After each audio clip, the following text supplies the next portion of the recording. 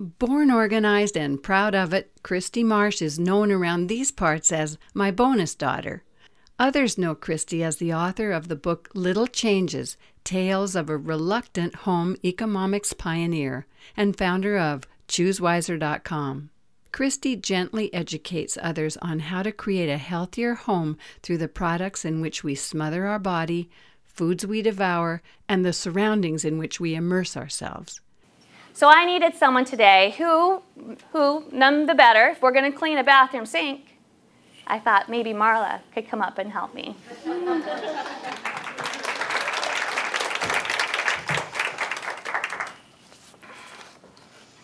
Now this is a cooking show, and we'll have you come and stand on this side. Okay. And I get to be Vanna.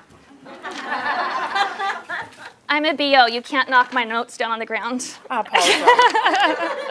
I'm very careful not to step on the BO's toes. Would you like to cook with a chef's hat? I don't know. Okay. Some people don't like costumes. I'm really into costumes. There we go.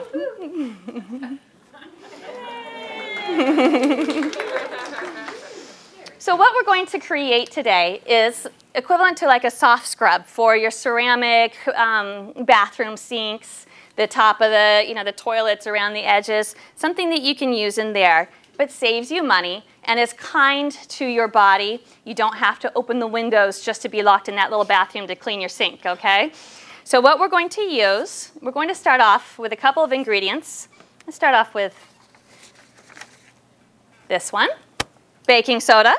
We're familiar with baking soda. It is not abrasive. It's a whitener. It's a deodorizer.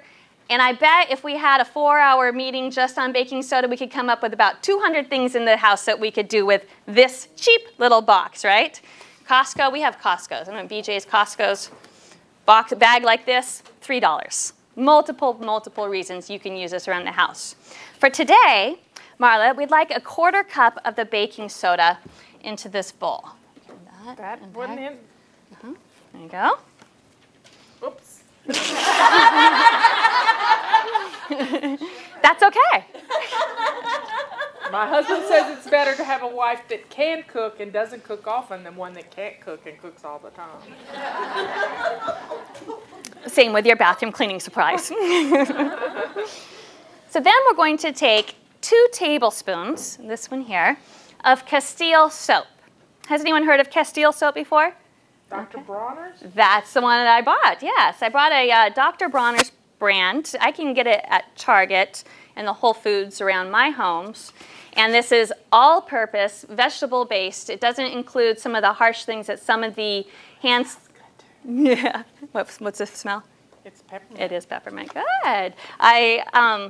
It doesn't include something that in my vocabulary would be triclosan. Or it's a very kind, gentle. A lot of the moms I speak to, their children are fighting allergies, skin issues, respiratory problems, and so they're doing everything they can to make the household much kinder. So again, I bought this size at Whole Foods. It also comes something like this.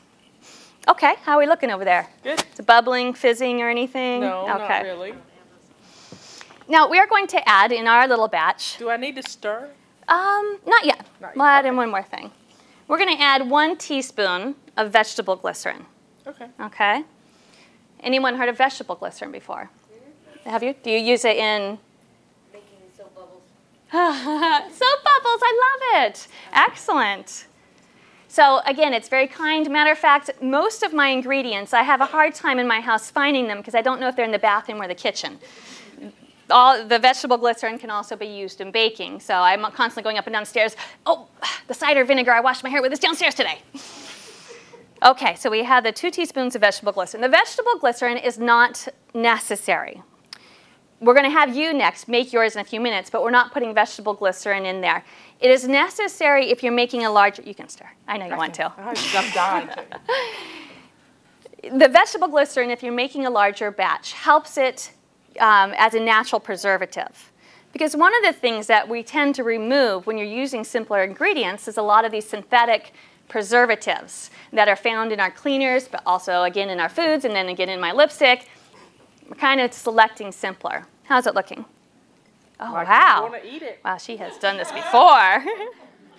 Very nice. So it'll be about the consistency of a toothpaste or so. And the nice thing about this is I'm the type of cook that you say, oh, smidgen more, a little bit of that, and you can play around with it. So when you're creating yours in a few minutes, you'll be getting it to the consistency of a warm toothpaste. So I tried, like I said, I tried to make this intriguing for my guests. And I said, well, what can we do to make it even more fun? And so I introduced a little bit of essential oils because they like to have maybe that smell of lavender or tea tree oil. They want to experience that as they're cleaning. But again, a lot of synthetic fragrance contain some hormone disruptors that we're realizing not a good idea. So we can go back. We still can have a lot of this stuff. It's not like we don't have to clean homes anymore. That would have been a good idea. Oh, maybe not. So with essential oils, though, you don't put a lot in. Of course, we're putting it in the peppermint, but we're just demonstrating. Go ahead. 2 drops? 2 drops, exactly. Something very small. It will create your new batch. I'm counting. Now, this is not, remember, it's not a facial cream scrub, although there's no harm in that. It's for your sinks. And so I recommend that once you create your batches at home, that you then label it. You know, have some fun with it. I have a weed killer, Mommy's Margarita Weed Killer Spray. And make up your own names. Why not? And have fun with this. But you do need to label it so you don't get it confused with the other products that you're using. There you go. That's lovely.